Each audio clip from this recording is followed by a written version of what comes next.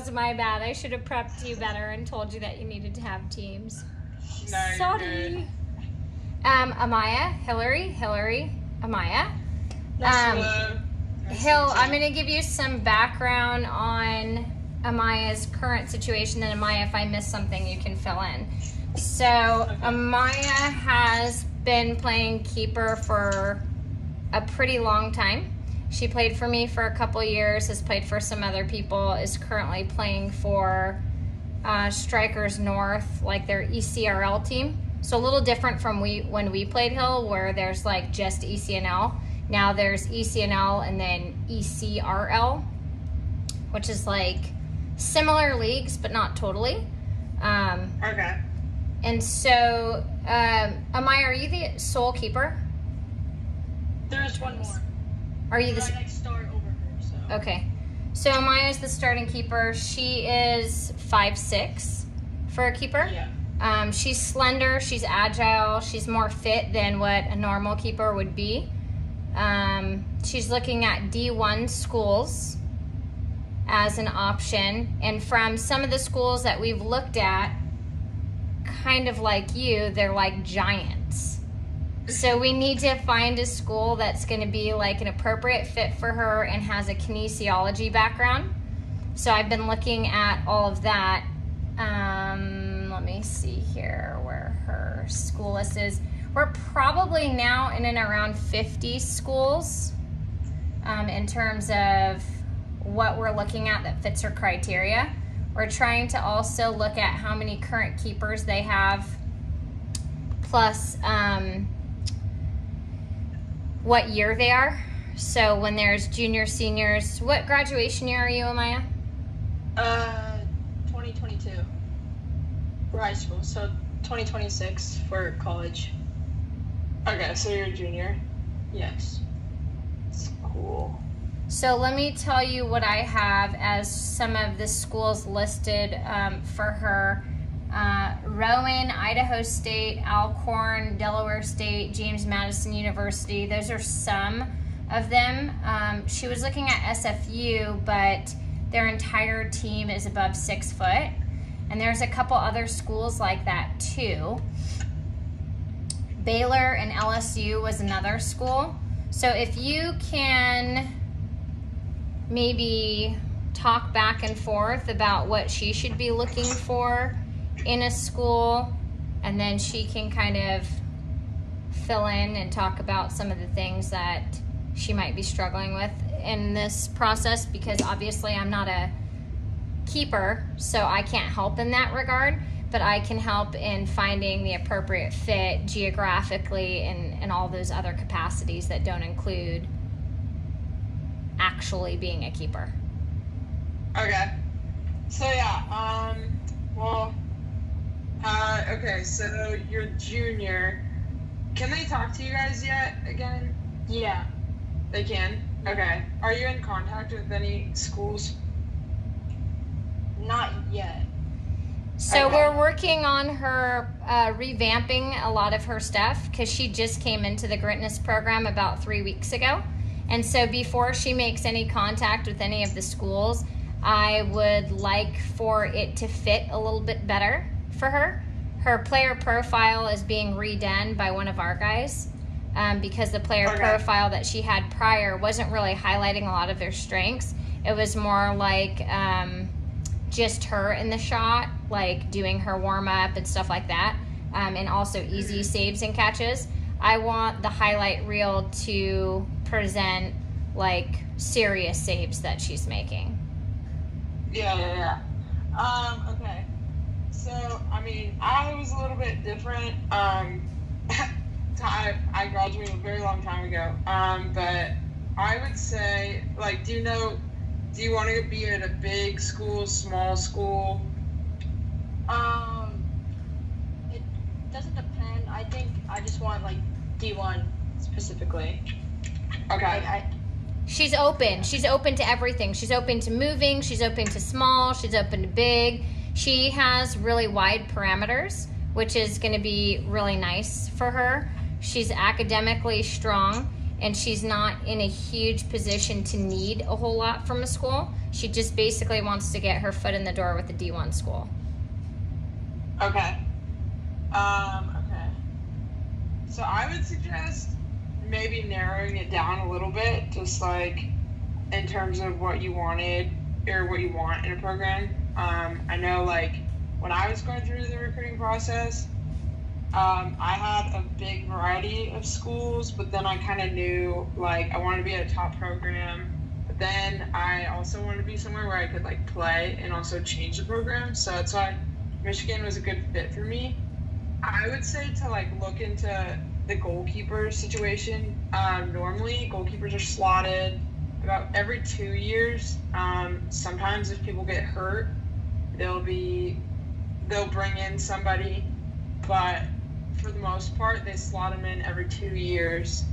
So I would say if anybody, it's tough right now because red shirts and everything with the pandemic. So if people, you're 20, 26, so if people, I would say, like, any schools that, I guess the people would be a freshman now and are graduating, so any, like, 2 years ahead of your graduation class is, like, a good program to be in. But it also depends too, like, do you want to play, or do you want to fight for a spot, or Fight for a spot.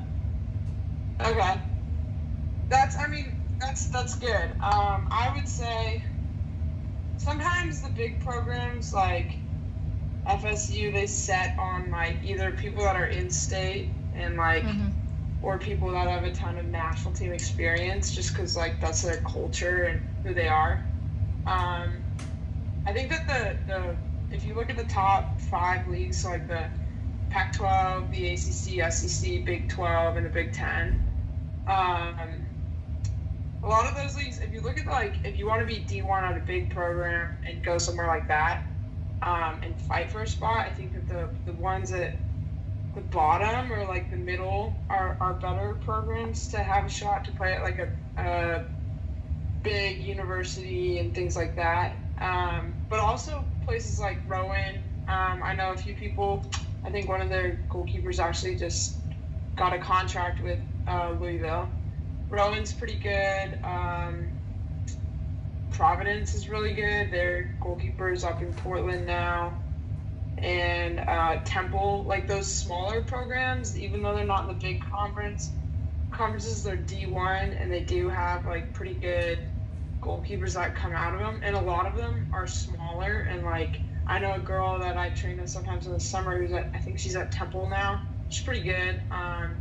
And she's, like, smaller, but works her butt off during the summer, and actually, like, been at the top of the stats in the NCAA this year. So, like, programs like that is pretty good, because you can develop there, you get time. I think time is definitely the most important thing. I know when I was freshman in college, I didn't go, like, I could have gone to a top program, but I decided to kind of go somewhere where I was going to play, because I want to play after, and I think playing time's one of the most important things you can get, because you can't be seen if you're not playing. So, right. Yeah, I would suggest that. But also, if you have any questions, like, feel free to ask away. So those are some of the schools that we've talked about, Amaya, like, right.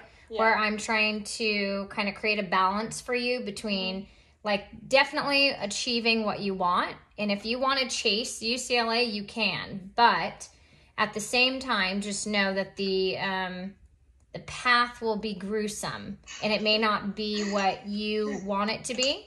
Right. And it may not lead us to where, you know, is going to be the best outcome. So, I mean, I think going to a school where you don't have to walk on would be important, where you need to be in a program that wants to have you there. Right. Even if they can't offer any money, and they say, well, hey, listen, we want you to come here. We don't have a lot to offer right now, because scholarships change, right, Hill?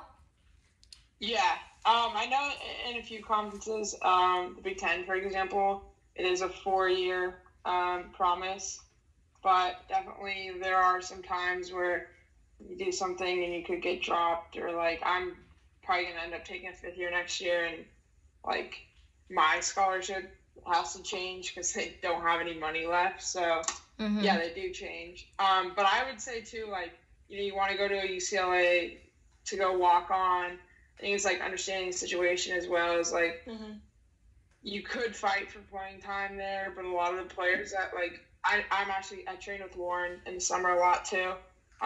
We played together as kids. Like she goes into that situation, and you know, as far as like her career goes, kind of like pretty well. A lot of like playing time is kind of slotted, like I had said earlier. So like you could fight, not to get you down, but it's like there is that little risk of like those people are really recruited to be there. Although it doesn't mean crap as soon as like you get to college, but there is that. I would also say that like if you do go that route, a lot of the times that sometimes the academic expectations can be a little bit higher as a walk-on than, so like your ACT score would have to be a bit higher than if you were to be a recruited player. Okay. So that's good to know because I didn't know anything about, you know, that particular variable. Yeah, like they'll be a little bit higher for those that are walk-ons in comparison to like big star recruits and stuff. But I mean, I think there's still a little bit of a lean, but not as much. So it's good that you have the academic piece of it. Okay. Do you have specific questions for her, Amaya? Not really. She kind of like explained them all. Like. Yeah. Yeah. And you want me to tell you my recruiting process? It's kind of unique. Yeah. All right. So I a little bit different situation. I did play a lot with U.S. youth teams as a kid, so I did get a lot of excitement things. Pretty much anywhere I wanted to go, I could have gone. I definitely took school seriously as a kid. My ACT score wasn't the best, and because I was traveling so much with the national team, I wasn't able to do as many AP courses. So my GPA was good, but it could have been better. I always wanted to go to Stanford, but ACT scores and stuff. And then their goalkeeper coach left, and I really liked him a lot. So I was like, I don't really want to go there anymore. Then I actually had committed to Cal for a little bit. I definitely committed way too early. I committed in 8th grade. Ended up decommitting there just because Katerina Macaria, I don't know if you know her. She's supposed to go there. She's a really good friend of mine. And they had said something to her that they were like, just commit and then decommit. So I didn't like that. I'm happy I'm not at Cal. Opened my process back up again. Looked at like UVA, Penn State, and Michigan. Also Vanderbilt at the time. Vanderbilt's a pretty good program as well. I know that they always kind of take goalkeepers that aren't the highest on the radar. So it's kind of like I would look there too. He's a coach. So yeah, ended up at Michigan. I wanted to go somewhere I could make an impact on the program. They hadn't been in the NCAA tournament in a while. Big Ten champions, we haven't done it yet.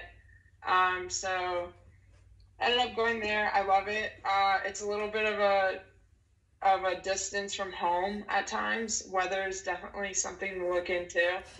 It is really cold, and like I do realize that like cultures are a little bit different in the Midwest than at home. I would suggest you like really think about those things. I enjoy it. It's definitely work, but kind of like we had a coaching change, so that was kind of crazy, but like our new coach, and it's good to be here. Definitely, though, I would say kind of like in my process, I think I wish I sometimes would have looked more into exactly what I wanted to do in programs that had those things. I'm a comm major now, but had no idea what I wanted to do. I thought I was going to go to med school, but that didn't end up happening. So, yeah, I definitely would like suggest though that you look into programs at schools and like understanding those things as well. So like life outside of soccer, as soon as you got to hang up your boots to be able to do that. And also the goalkeeper coach is like a really important process as well, and like how they are developing their keepers and looking at like goalkeepers that they've maybe developed in the past. Good points. Good points. Yeah. Hillary, tell me about your national team experience. Did you play ODP? I did. I actually never made an ODP team. I don't know why. I still couldn't tell you why. But I played it for a little bit, and then I got on the national team, so they started calling me back into ODP, and I would go just to say I went. But it was good. It definitely helped a little bit. I think the event that I got scouted out was a ID2 camp down in San Diego. I think it was Twyla Kaufman who. Oh, she's one of my faves. Really? She is one of my faves. She's a good friend of mine. Blue. Oh, really? Yeah. Well, thank her for me. So, yeah, she got up into camp at U14 and then kind of just ran with those opportunities. Very cool. I think a lot of people get discouraged when they don't make ODP pool, let alone the actual team. You know, I had avoided ODP for many years, and then I'm sure you know Aaron Heifetz, right? Oh, yeah, I know Heif. Yeah, so Heif was sitting on the Blues fields because he was good friends with Larry Drelek. And so, you know, I kept telling him, hey, I want to play on the national team. And he's like, you're not going to play on the national team if you don't do ODP. Bottom line. So I'm like, oh my gosh, I got to do this. So I did it. You know, it was whatever. And then I got called up at U18. That was my first and last camp. I think we shared the same coach at some point in time, Hillary. I won't. Is it April? I had April too on the senior team, but I won't share the name of the guy who cut me and said I would never be. Yeah. I would never be good enough to play at that level. And so, you know, I want to be able to provide players with other avenues that aren't ODP, where they still have an opportunity to be scouted. It just seems like the landscape keeps changing so much and so fast that it's hard to keep directing players to the right places and tournaments and events in order to be seen. Yeah, I would say ID2 was definitely, actually, I like it better than ODP. I think ODP is pretty political. I think that and PDP was really good. I think PDP is below ID2, but it feeds into ID2. And then also the training centers that I think Scott runs for the national team are like one time a month, 2 hours. I'd go to those as well just so they could keep an eye on me when I wasn't training. But I would say keep working. There was a period where I'd been hurt I had broken my hand in college and then kind of like missed out on a day because I got mono, and so had a not so good camp. And then all of a sudden, I thought it was going to be my last camp with the U.S. team ever. So I was like, man, I'm not making this 20 team, and God knows what's going to happen after that. So I went into that camp. It was actually, Linz, were you playing that summer? It was like, I think it was like 2019 or yes. 20. Yeah. Yeah. Or no, it might have been 2018. Yeah, then no, I wasn't. The summer that we played together was 2019. Yes, I had gone into that camp thinking it was my last.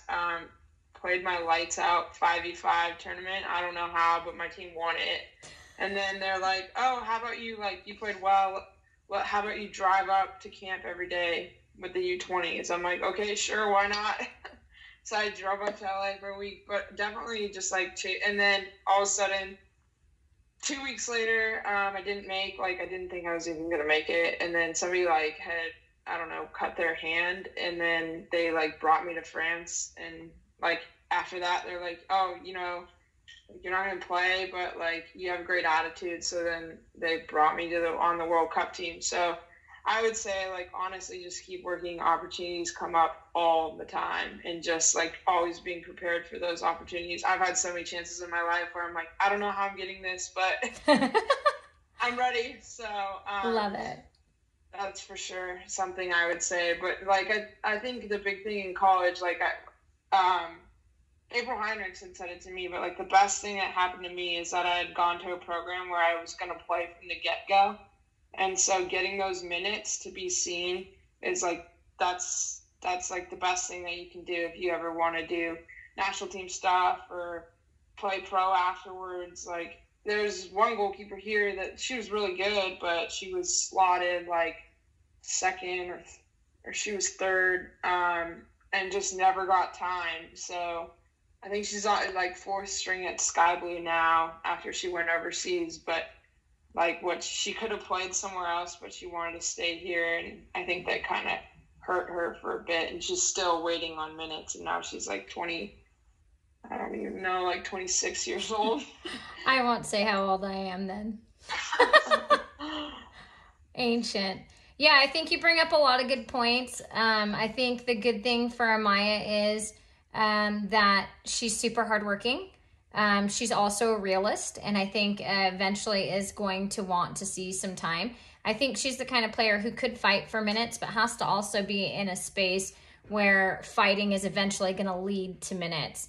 You know, so you don't want to be one of 5, and you don't want to be in a program that has their hopes and goals and dreams set on big guys, and you're, you know, a little guy. So I would just say, you know, we really need to continue to evaluate that. And there's nothing wrong with being, you know, smaller, as you know, that I am very small and tiny, but mighty, you know, and I've always been fortunate to find coaches who trust in and believe in my skill enough that it outweighs, you know, how tiny I am.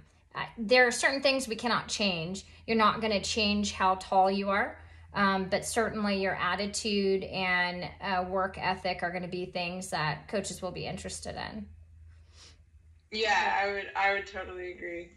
Lindsay said it like right on the spot. I also think too, like, you know, things change. I think like you go to a small school maybe for a year or two because you want to get minutes at the collegiate level, and like you're doing well, you can always transfer to a bigger program. That's something like that can happen with goalkeepers, especially what, like, I think it was like Florida State had that happen with Caroline Jeffers, and they can get minutes. The other thing though, with the downfall of like going to a big program, is that like once a goalkeeper is playing well, unless you have continuous poor games, like until you graduate, if you continue to work, your minutes do kind of get set. There's always that scary part. I still get scared that if I mess up real bad, I could get pulled. But for the most part, if somebody's consistent, like that's the one downfall of being a goalkeeper, is that like it's very hard to get minutes unless you're the starter. Right. And you know all about that because you've started and not started, you know? Yeah. So you have to be ready for that at the next level. And that's why when I'm doing the GRITNESS coaching, I open the opportunities for the players at every level, whether it be NAIA or a JC, just so that they can get what they need to excel at that next level if they're not going to be able to get it straight away. I mean, as an incoming freshman, whether you're on the field or in the goal, you have to be pretty stellar to get any kind of minutes. You're really just waiting for somebody to leave or waiting for something tragic to happen, honestly, before you're guaranteed anything. So, you know, this is her process. I'm only kind of guiding it the best that I can, and trying to make sure she finds a spot that's going to be healthy and happy for her, you know. But I definitely think it's important to go to a program that wants to have you there. Yeah, I would agree. Have you ever looked at USD? Sorry, I was just like recalling somebody that I trained with. There's somebody I trained with. She's really like, I don't know how big Ellen is, but Ellen's not very big. And I think she plays there. USD? I'm pretty sure they're D1. USD, yeah, they are Toreros. They are D1. We'll have to look and see if they have a kinesiology program, because that's one thing that Amaya's pretty focused on, knowing that her career at some point is going to end and that she's going to have to fall into some kind of long-term career, which she would like to do something in the kinesiology, you know, realm. So we need to make sure that her school aligns with that. Yeah, I think that the other thing I would say too, I mean, for me, academics, like going to a top university, not just athletically, but like academically is huge for me because, like, yeah, soccer is great and like being able to be at like a Power 10 school is awesome. I got lucky that I'm here. But also the academic side of like, for me, going to the University of Michigan, it's like top 20 program, like academically in the world. So having that degree is something that I wasn't really willing to, like, I looked at FSU and could have gone there, but just for me, like, the degree wasn't worth it. I mean, at the end of the day, like, you get hurt, stuff could happen and you could lose it all. And so I think I would say, like, it is great to be at a D1 program, but understand too that like getting that degree and what that degree does for you, because that's where you're going to get your money at the end of the day. You mean soccer doesn't pay all the bills? Yeah. But that's really what's like gonna do it for you. Like I don't know if like, I think I had a few friends that went to like Trinity or those small liberal arts schools are good too. I think that my friends that have gone to like Trinity, Middlebury, and places like that, I don't know if it's D1. I think they're like D2, but they're pretty successful. But they're phenomenal academic schools. And so if you can't get into, you know, a big soccer program, I would say like also just make sure you keep the top academics up. I mean, I'm very grateful that like I know that my degree afterwards and the people that have attended this university do incredible things. So just like being able to have that, I think is, whenever things don't go right in soccer, I'm like, okay, at least I have a good degree. It's true. That's true. Anything, Amaya? No, I think you guys said it all. Like, just focus on like a good, like, if I can't make it to like the high D1, like focus low for playing time. Mm-hmm. And somewhere like I fit in. Yep. Mm-hmm. Yeah.